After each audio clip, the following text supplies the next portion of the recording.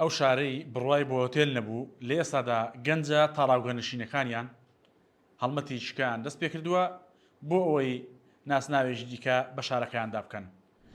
لە قەڵادزێ واباوە دەوترێت کە میوانێک ڕوو لەو شارە دەخات یاخود غەریبەیەک ڕوو لەو شارە دەکات، ئەنی هەر کەسی دانیشتوویەکی ئەو شارەیە پەلەیەتی بباتەوە بۆ ماڵەوە. ئەمە کللتورێکە بە درێژایی مێژووی پشدەر و قەڵادزێ بەم شێوازە ماوەتەوە. ئێستا گەنجە تاراوگە نشینەکانیان یاخود کۆمەڵگەی قەڵادزێ کە لە ئەوروپا نەشتەجێن کەمپەینێکیان دەست پێ کردووە بۆ خۆکردنەوەی پارە بۆ ئەوەی یارمەتی یانەکەیان بدەن. وەک دەزانن ساڵی ڕابردوو یانەی وەرزشی قەڵادزێ توانی پلەی یەکەم لەسەر ئاستی خولی پلەیەکانی کوردستان بەرز بێنێت و بڕوات بۆ نایەب. لە ئێستادا هەموو یانەکانی هەرێمی کوردستان تا ڕادەیەک لەژێر قەیرانی داراییدەن کە قەڵادزێش بەدەرنیە لەو گرفتە. گەنجە تاراوگە نشینەکانی ئەو شارە قۆڵی مەردایەتیان لێ هەڵماڵیوە و بڕیاریان داوە لە ڕێگەی کەمپەینێکەوە پارەکۆ بکەنەوە و یارمەتی یانەکەیان بدەن.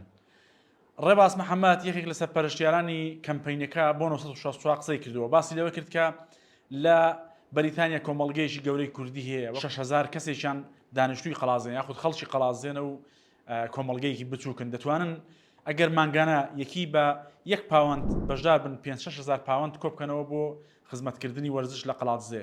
ئەوان لە ئێستادا کارەکانیان دەست پێ کردووە وەکو ئەوی باسی کرد لە ڕووی یاساییەوە توانیویانە هەژمارێکی بانکی بکەنەوە گروپێکی واتسەپ دروستکەن دەیانەوێت هەموو ئەو خەڵکانی کە خەڵکی قەڵادزێن بیخرەنەوە ئەو گروپەوە و بیکەن بە کللتورێکی مانگانەوە هەموو مانگێک بە پێی توانای خۆیان بەشێک لەو پارەیە بخەنە سەر هەژمارە بانکیخە و لەوێشەوە بتوانن هاوکاری یانی قەڵادزێ بکەن.